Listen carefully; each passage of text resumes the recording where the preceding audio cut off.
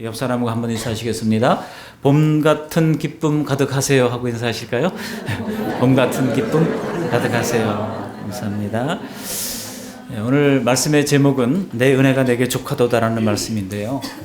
정말 우리에게 풍성한 하나님의 은혜로 채우시는 이런 변화의 계절 되시기를 바라겠습니다.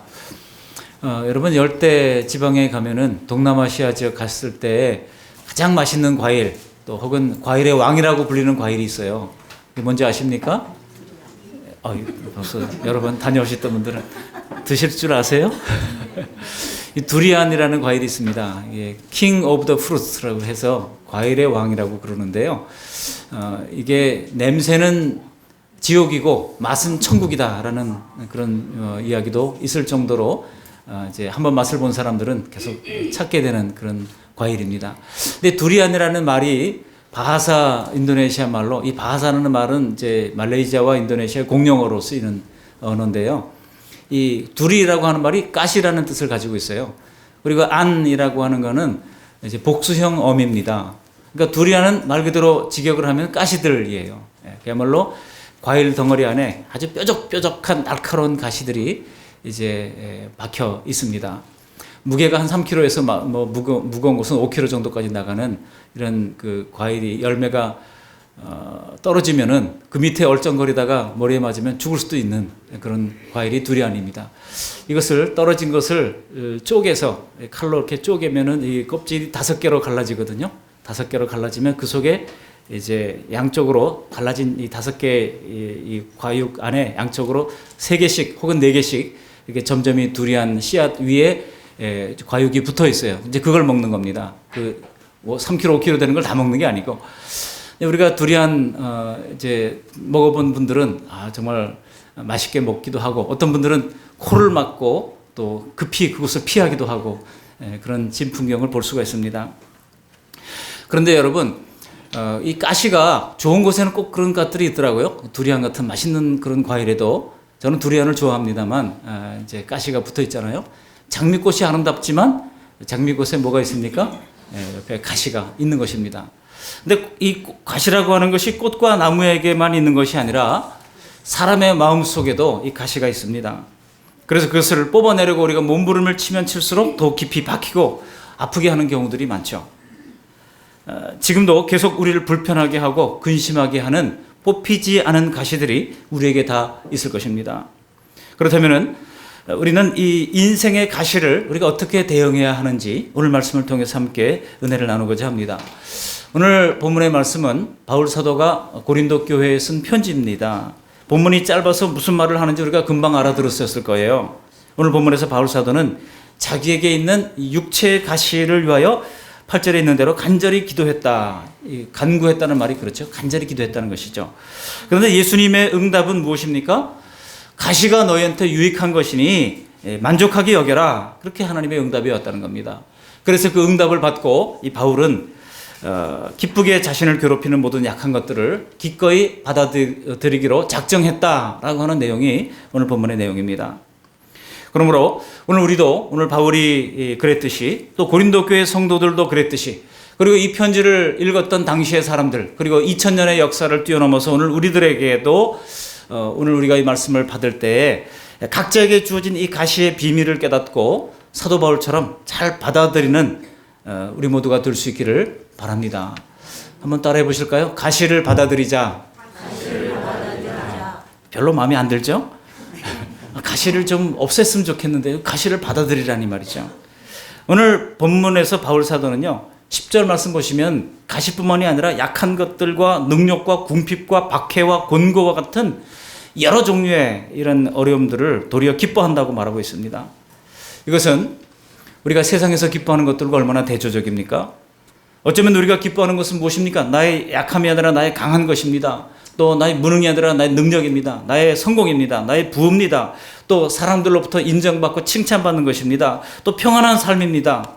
이런 것을 우리가 자랑하고 싶어 하지 않습니까? 누가 바울처럼 이런 가시들을 도리어 크게 기뻐하면서 자랑한다고 말할 수가 있겠습니까? 물론 세상 사람들도요, 인생의 어떤 고난으로 연단을 받으면 우리 인생이 유익하더라. 그런 얘기를 나중에 다 고백을 하잖아요. 그래서 그 어려움이 도리어 우리에게 큰 이제 전환의 계기가 됐다, 이런 얘기를 하기도 합니다. 그래서 구창모 씨 같은 사람은 아픈 만큼 뭐예요? 성숙해지고 그런 노래도 불렀잖아요. 그래서 아픔 뒤에는 뭔가 그래도 얻는 게 있다고 하는 것을 세상 사람들도 어느 정도는 인정을 합니다. 그렇지만은 그렇다고 해서 성숙해지기 위해서 일부러 가시를 끌어안고 고생을 해야 되겠다고 생각하는 사람은 없습니다.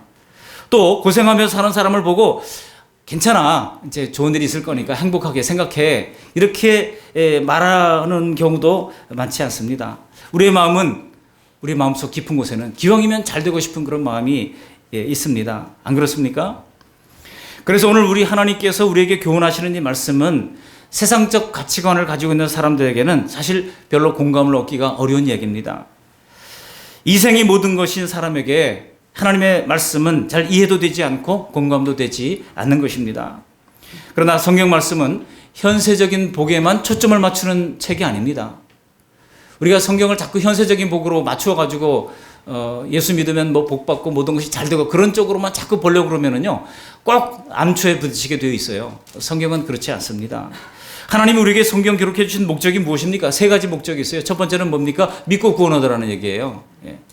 한번 따라 하시기 바랍니다. 믿고 구원. 두 번째는 뭡니까? 성경을 주신 목적은 하나님의 목적대로 살라는 겁니다. 따라 하시기 바랍니다. 하나님의 목적대로 살라.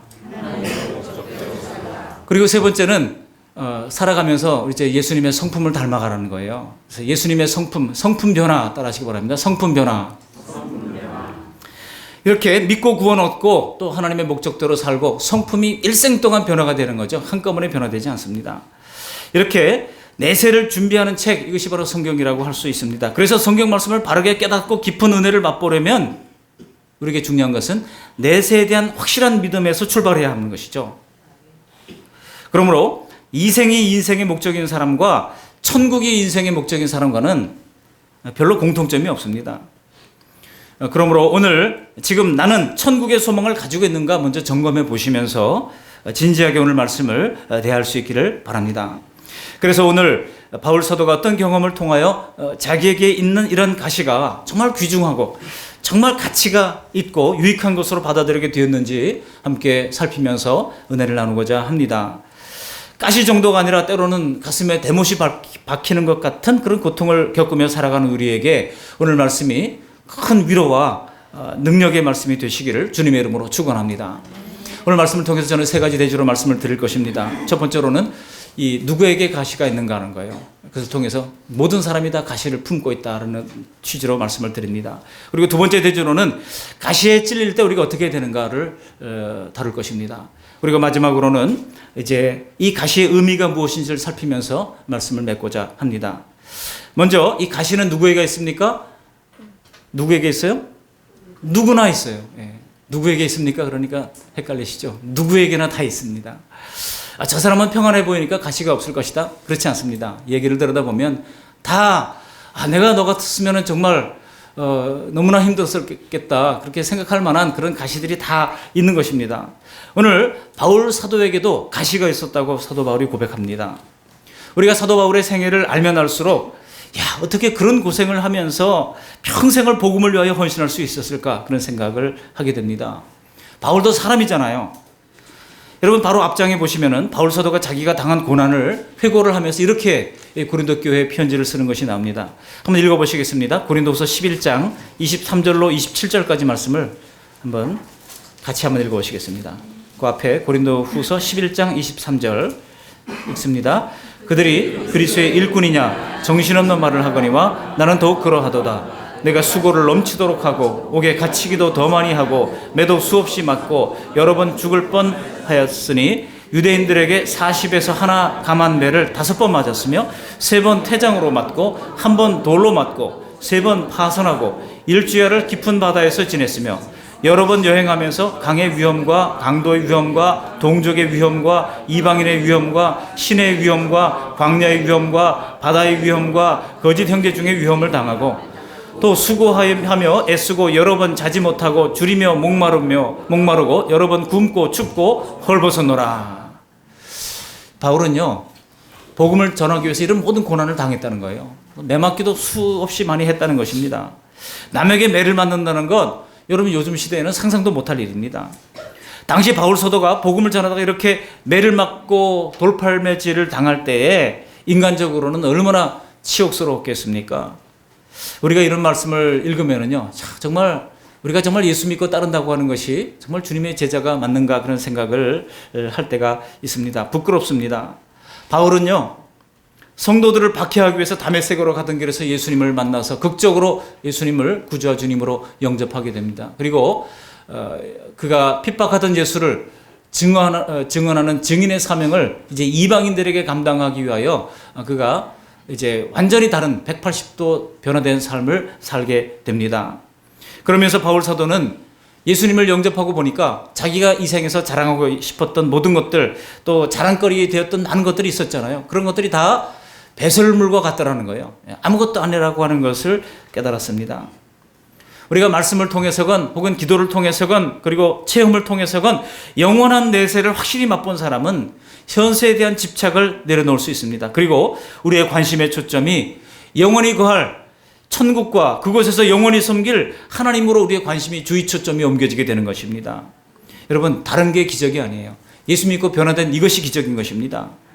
그러나 아직 거듭나지 못한 자연인들은요, 절대로 이 땅에서 움켜진 것들을 손에서 내놓으려고 하지 않습니다. 오늘 바울 사도는 진짜 중요한 게 무엇인지를 발견하고 자기의 모든 자랑거리를 다 버린 것입니다. 그런데 그럼에도 불구하고 거기에 더해서 오늘 육체의 가시까지 그에게 더해졌다는 겁니다. 그러니까 예수님을 잘 믿고 말씀대로 잘 따르면 하늘의 복도 받고 땅의 복도 받고 그래야 될 것 같은데, 우리가 예수 믿고 잘 따르면 세상적으로도 성공하고 복 받는다고 하는 도식은 여러분 신약 성경에서는 별로 찾아보기가 어려워요. 물론 구약에는 하나님이 그런 복을 약속하시죠. 현세적인 복을 약속하십니다. 그렇지만 구약 성경에서 나오는 그런 물질적이고 현세적인 복에도 항상 조건이 붙어 있습니다. 어떤 조건인지 아십니까? 그 단서는 바로 하나님의 율법과 계명을 따라서 진실되게 하나님을 섬길 때라고 하는 단서가 붙어 있는 것입니다. 그렇지 않을 때는 도리어 우리가 신명기 28장 참 좋아하잖아요. 하나님의 복에 관한 말씀이 기록되어 있으니까. 그런데 신명기 28장을 전체를 한번 읽어보십시오. 복에 대한 말씀보다는 저주에 관한 말씀이 2배는 더 많습니다. 언제 저주를 받습니까? 하나님 말씀을 불순종할 때, 하나님 말씀을 따르지 않을 때, 계명을 잃어버릴 때, 배은망덕할 때. 여러분, 우리가 복에 관한 말씀을 쏙 빼가지고 자꾸 이제 좋아하는데요. 성경을 골고루 볼 수 있어야 하는 것입니다. 그러니까 우리가 이 생에서 누릴 어떤 하나님이 주시는 복이 있다 할지라도 그것이 궁극적인 목적이 아니라는 것입니다. 그것은 영원한 천국에서 누릴 복을 상징적으로 맛보게 하는 정도에 불과하다는 것입니다. 그러니 우리가 예수님을 잘 믿고 따라도 이 생에서 누리는 끊임없는 육체의 가시들, 그런 고난과 시련이 우리를 항상 따라다닌다는 거예요. 이것이 바로 죄 많은 이 세상에서 우리가 피해갈 수 없는 현실이라고 할 수 있습니다. 오늘 본문에는 바울에게 있던 육체의 가시가 무엇인지 명확히 밝히고 있지 않습니다만, 당시에 바울이 이런 편지를 쓸 때 이 편지를 받은 사람들이 누구나 알만한 바울 사도의 어떤 질병이었을 것으로 추측해 볼 수 있습니다.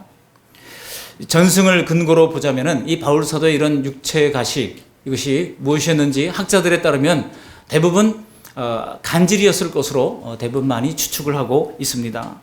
왜냐하면은 그가 돌로 맞고 태장으로 맞고 많이 복음을 증거하다가 맞았잖아요. 한번 돌로 맞아가지고 죽은 줄 알고 밖에 내버렸다가 시원하니까 밤에 깨가지고 또 다시 성으로 들어가는 그런 일도 있었다고 바울이 기록하고 있지 않습니까? 그런 숱한 고난으로 말미암아 어쩌면 뇌를 다쳐가지고 그 후유증으로 간질이 생겼을 수도 있을 일입니다. 우리가 바울 사도가 갈라디아 교회에 보낸 편지가 있습니다. 그것을 갈라디아서라고 하는데요. 거기 보면 바울의 육체의 가시가 무엇인지를 좀 추측해 볼 수 있는 내용이 나옵니다. 갈라디아 4장 13절 제가 읽어드립니다. 내가 처음에 육체의 약함으로 말미암아 너희에게 복음을 전한 것을 너희가 아는 바라. 너희를 시험하는 것이 내 육체에 있으되 이것을 너희가 업신여기지도 아니하고 버리지도 아니하고 오직 나를 하나님의 천사와 같이 또는 그리스도 예수와 같이 영접하였도다. 무슨 얘기입니까? 그 갈라디아 교회에서 복음을 증거하다가 갑자기 한번 생각해 보십시오. 간질이 있으면 설교를 하다가 갑자기 쓰러지면서 발작을 하게 될 테니까 그 얼마나 참 당황스러운 일입니까? 그러니까 그렇게 갈라디아 교인들이 시험할 만한 것이 있었다는 거예요, 분명히. 그렇지만 그 갈라디아 교회 성도들이 그것을 이상하게 여기지 아니하고 하나님의 천사와 같이 잘 영접해 주어서 고맙다라고 편지를 쓰고 있다는 겁니다. 바울에게 있는 육체의 가시가 성도들 보기에도 시험이 될 정도였다는 겁니다. 여러분, 사람들이 바울을 업신여길 만큼 좋지 않은 것이었다는 것이 분명한 것이죠. 그러니까 이게 그냥 뭐 나이가 들어서 오는 그런 질병이 아닙니다. 그래서 오늘 본문 7절에서 바울 사도는 이 육체의 가시를 사탄의 사자다 이렇게 부를 정도였어요. 육체의 가시 곧 사탄의 사자 이렇게 얘기하고 있죠.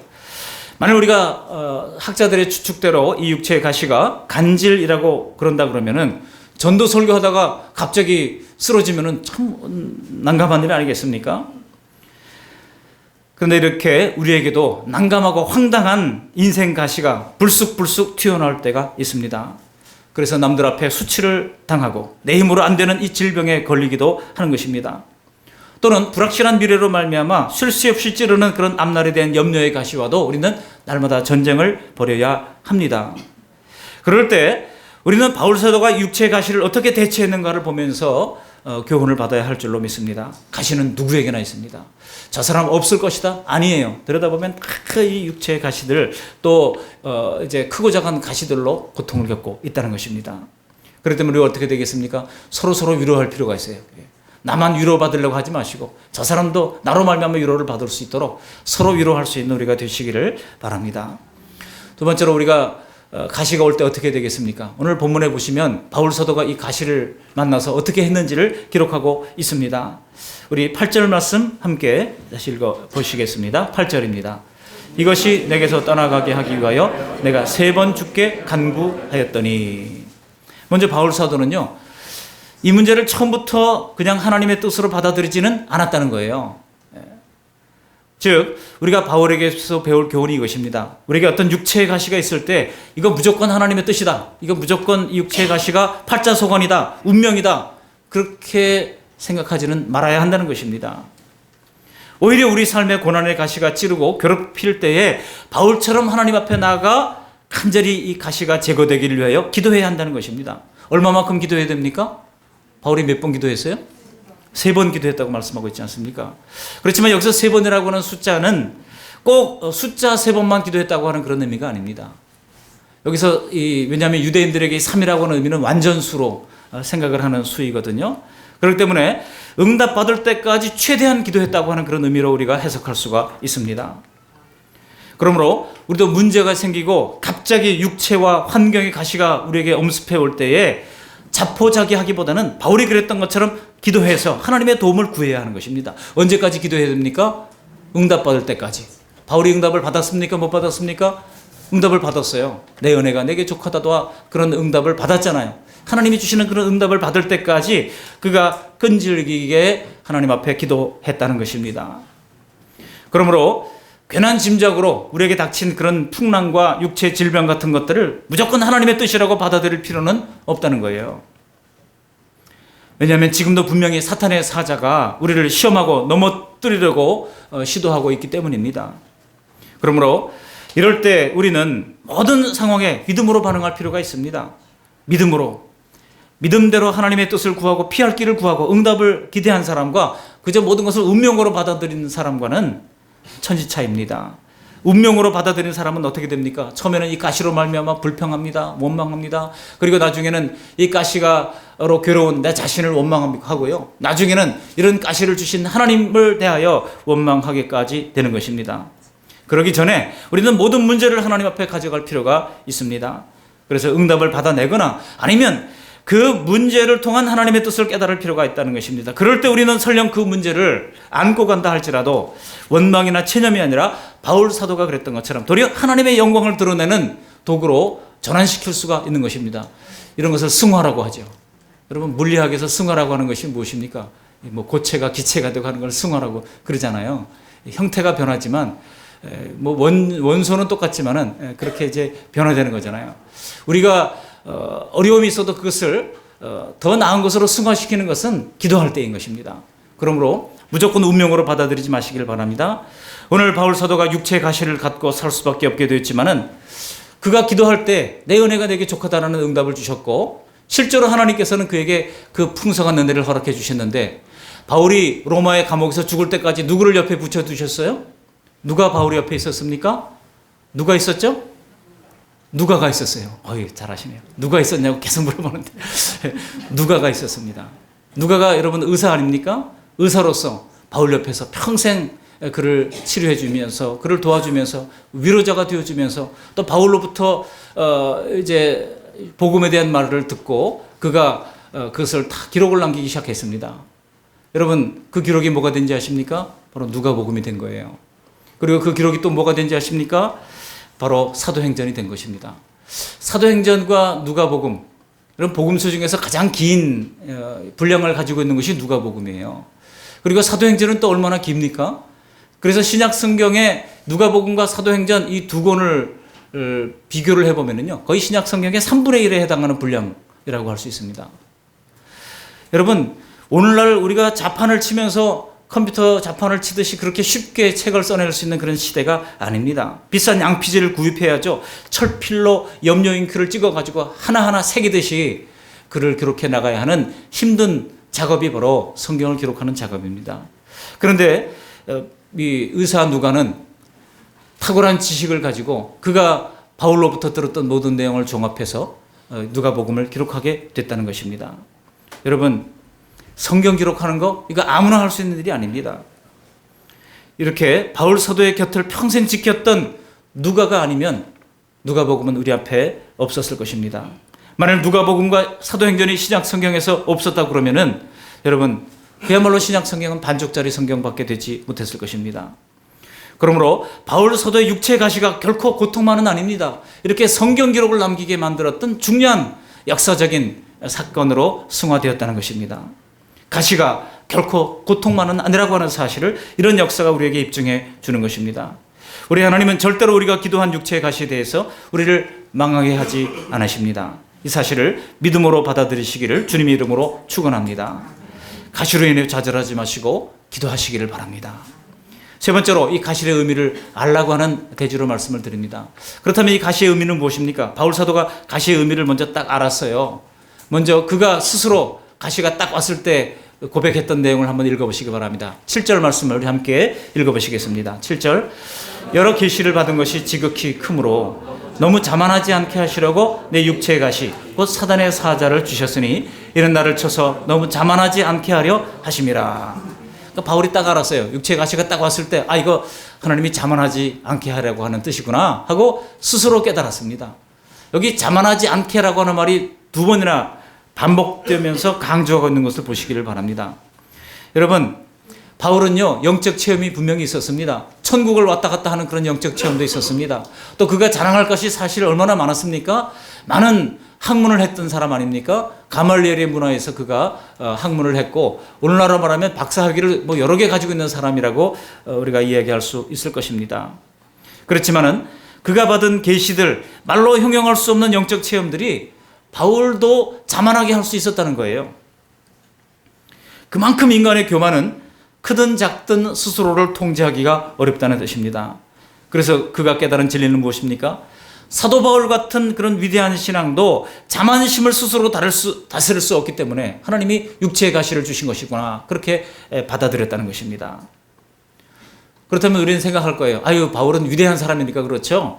나같이 연약한 사람들이 무슨 자만심 거리가 있겠습니까? 생각할 수가 있습니다. 그런데 여러분, 남에게 보이지는 않아도, 남에게 객관적으로 볼 때도 잘난 게 하나도 없는 사람 같은데도 사람들 마음 깊은 곳에 들어가면은요, 심지어 하나님께도 대적할 만한 그런 교만이 자리 잡고 있는 것입니다. 그래서 우리에게 주어진 육체의 가시도 가만히 살펴보면은 우리의 교만을 꺾고 자만하지 못하게 하는 역할을 하고 있다는 거예요. 바울은 딱 이것을 깨달았던 것입니다. 미국의 브로드웨이에 아주 유명한 연극 배우 중에 알프레드 런트라고 하는 그 연극 배우가 있었다 그래요. 이 사람은 정말 혼신의 힘을 다해 연기를 하면서 이 런트가 연기하는 모든 이런 연극에 꽉꽉 극장들이 찼습니다. 그런데 그렇게 유명세를 더하면서 많은 사람들이 그를 이제 좋아하고 또 그가 나오는 그런 이제 작품에 사람들이 이제 모여들기 시작하니까 어느 순간부터 이 런트에게 이상한 습관이 생겼어요. 뭐냐면은 사람들이 꽉 차는 것은 물론이고 서서 볼 정도로 사람들이 많지 않으면은 연기에 자꾸 힘이 빠지는 겁니다. 그래서 이제 연출자가 보니까 어느 날 공연장을 좀 넓은 곳으로 잡았는데 매진이 되긴 했습니다. 그런데 서서 볼 정도로는 아니었어요. 그래가지고 이제 연출자가 고민하는 겁니다. 혹시 저 런트가 연기에 방해를 받을까봐 사람들이 좀 서서 보기도 해야 되는데 그렇지는 않거든요. 그러니까 소품으로 있던 이제 마네킹을 뒤에다가 잔뜩 세우는 겁니다. 그리고 나서 이제 연기가 이제 시작된 거예요. 연기를 다 마치고 정말 혼신의 힘을 다해서 런트가 연기를 했습니다. 그리고 나서 나중에 그 연출자한테 이런 얘기를 하더라는 거예요. 만족해하면서 오늘 그 뒤에서 쳐다보는 군중들을 보니까 얼마나 그 연기에 몰입을 하든지 미동도 하지 않고 꼼짝도 않고 쳐다보더라고. 얘기를 하는 겁니다. 여러분 우스운 얘기 아닙니까? 이 사람이요. 조금만 좀 뭔가 사람들이 환호를 해주고 박수를 쳐주면 이렇게 교만으로 빠져들기 쉬운 것이 바로 인생이라고 하는 것입니다. 그래서 요즘 아이들 말로 뭐라 그래요? 자뻑이라고 그러더라고요. 자뻑. 여러분 우리가 스스로 자뻑하는 존재예요. 우리가 하나님 앞에 정말 끝까지 겸손할 만한 그런 사람은 사실 없다라고 하는 것입니다. 만약 우리가 지금 승승장구 성공과도를 달리고 있다면 우리는 필시 교만한 가능성이 높은 상태에 있다고 할 수 있습니다. 그러나 우리가 교만한 본성을 그나마 수습하며 살 수 있는 것은 우리에게 주어진 육체의 가시, 환경의 가시가 있기 때문인 것입니다. 오늘 여기 가시로 번역된 원어를 보니까 이게 이제 스코플롭스라고 하는 단어인데요. 뾰족한 것 혹은 이제 단순히 뾰족한 것을 넘어서서 말뚝이라고 하는 뜻도 가지고 있습니다. 우리에게 있는 육체의 가시가 우리를 묶어놓는 그런 말뚝과 같다는 겁니다. 만일 이렇게 우리를 묶어놓고 찌르는 가시가 없었다면 벌써 세상 밖으로 뛰쳐나갔을지도 모릅니다. 저는 제가 중학교 1학년 때 아버님 돌아가시고 어려운 그 경제적으로 어려움을 많이 겪었어요. 이제 아버님이 땅이 있다고 하는 것을 제가 몰랐지 않습니까? 그렇지만 그 육촌 아저씨가 그것을 자기 이름으로 다 바꿔놓고 아무도 모르니까 보니까 뭐 자식들도 모르고 아무도 모르고 갑자기 고혈압으로 돌아가셨어요. 그랬는데요. 참 어려운 그 경제적인 그 고통을 많이 겪었습니다. 그럴 때 제가 할 일이 없더라고요. 그냥 학교와 또 교회와 그리고 알바하는 거, 뭐 이제 과외 알바를 했거든요. 근데 또 전두환 대통령이 그때 또 하필이면은 이제 과외 금지령을 내려가지고 아니 그게 내 생명인데 지금 그것도 못하게 해야 되는 게 어떻게 합니까? 그 전두환 대통령 막 미워하면서 그렇게 학창 생활을 보냈던 기억이 납니다. 여러분 어려울 때 어떻게 합니까? 주머니에 아무것도 없어요. 돈이 나가야 할 것은 많아요. 그럴 때 그냥 교회 가서 엎드려 기도했어요. 하나님 길 열어주세요. 하나님 살려주세요. 기도할 수밖에 없었습니다. 만일 그렇게 제가 학창시절을 기도로 보내지 않았다면 오늘 제가 목사가 되지 않을 수도 있어요. 세상적으로 잘 나가는 사람이 되었을지도 모르죠. 그렇지만은 오히려 그 어려움 속에서 하나님 앞에 기도함으로 말미암아 이제 신앙 훈련도 되고 또 하나님께서 그 기도를 들으시고 응답도 해주시는 은혜를 체험하게 됐다는 것입니다. 그러므로 우리는 우리에게 각자에게 주어진 가시들로 말미암아 하나님이 미워하시는 이 교만한 자가 되지 않게 한 것만으로도 우리는 나의 이 가시를 고맙게 생각해야 할 줄로 믿습니다. 이 가시는 우리에게 자만함을 꺾는 그런 도구가 된다는 것입니다. 두 번째로 가시의 의미는 무엇입니까? 그것은 바로 우리 예수님께서 말씀하신 바대로 주님의 능력이 약한 데서 온전하여진다는 것입니다. 우리 9절 말씀 함께 읽어보십니다. 9절 나에게 이르시기를 내 은혜가 내게 족하도다 이는 내 능력이 약한 데서 온전하여짐이라 하신지라. 그러므로 도리어 크게 기뻐함으로 나 여러 약한 것들에 대하여 자랑하리니 이는 그리스도의 능력이 내게 머물게 하려 함이라. 여기서 우리가 먼저 깨닫는 것은 무엇입니까? 예수님의 은혜가 우리 각자에게 족하다는 것입니다. 우리는 육체의 가시가 박힐 때 하나님의 은혜가 부족하다고 느낍니다. 하나님께서 내게 뭔가 더해줄 수 있는데 외면하신다고 섭섭한 마음마저 듭니다. 그런데 예수님께서는 바울의 이런 치명적인 가시가 있는 상황임에도 불구하고 내 은혜가 예수님의 은혜가 내게 바울에게 족하다라고 응답을 하셨습니다. 우리가 생각하듯이 덜 주신 것이 아니라 우리 주님께서는 다 주셨다는 거예요. 진정한 하나님의 은혜는 독생자 예수님을 통해서 우리에게 남김없이 부어주신 것입니다. 그리고 우리의 삶에도 아낌없는 은혜를 지금도 주님께서는 주고 계십니다. 몇 년 전에 중국의 쓰촨성에 큰 지진이 났을 때 그 아이가 하나 살아난 아이가 발견됐죠. 근데 어머니가 그 아이를 이제 마치 활 모양으로 아이를 안고서 있었습니다. 그리고 쏟아지는 그 콘크리트 더미를 막아냈습니다. 저는 그것을 보면서 눈시울이 딱 흐려지더라고요. 정말 이것이 정말 하나님의 사랑을 닮은 인간 부모의 사랑이구나, 그런 생각을 했습니다. 하나님이 우리를 사랑하십니다. 우리를 하나님께서 왜 막아주시지 않고 보호해주지 않겠습니까? 정말 때로는 어찌할 수 없는 사면초가 같은 상황 속에서도 기도 못하고 끙끙거리며 애를 태울 때에 우리 하나님은 어떻게 우리의 속마음을 그리도 잘 아시는지 문제를 하나씩 해결해 주시면서 이 하나님 아버지의 궁유를 깨닫게 하시는 거예요.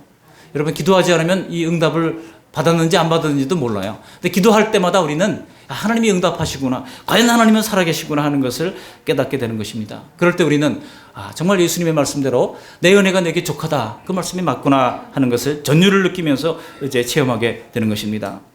사랑하는 그 말씀의 성도 여러분, 하나님께서 우리 각자에게 주시는 은혜는 조금이 아니라 족하다는 사실을 믿으시기 바랍니다.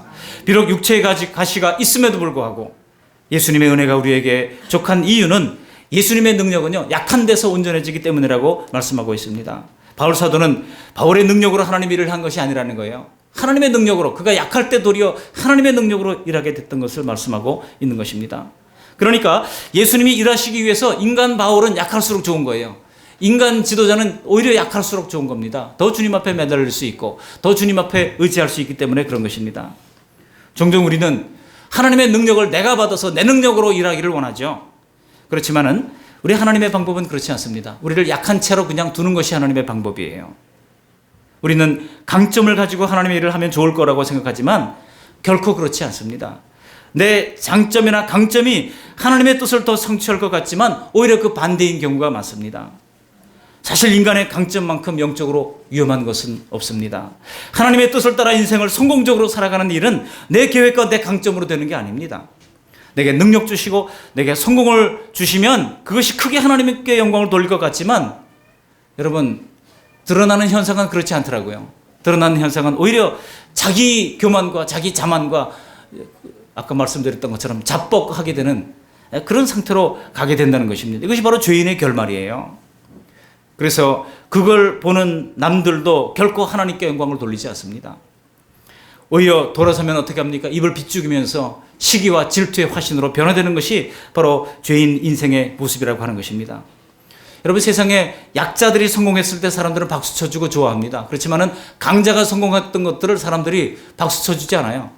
당연하지 뭐. 그리고 그냥 뒤돌아서면 오히려 뒤에서 이제 험을 잡고 하는 것이 인생의 모습이라고 하는 것입니다. 혹시 내게 기도해도 안 되는 치명적이고 지긋지긋한 육체의 가시가 있습니까? 도리어 감사하시기를 바랍니다. 그것 때문에 오늘 우리가 여기까지 오게 된 줄로 믿습니다. 그러므로 가장 약한 그 지점이 오히려 예수님의 능력이 내게 가장 강하게 나타날 때인 줄로 아시고 오히려 육체의 약함을 오히려 하나님의 도우심을 받을 수 있는 새로운 전환점으로 승화시키는 우리 모두가 될 수 있기를 바랍니다. 누구에게나 빼내지도 못하고 아파하는 그런 가시들을 통해서 하나님은 가장 아름답게 인생을 꽃피워 주시지만은 더 이상 이 땅에 미련을 두지 않고 영원한 안식을 그리워하게 하는 그런 하늘나라를 소망하게 하는 진정으로 육체의 가시의 그 의미를 깨닫는 우리 모두가 될 수 있기를 바랍니다.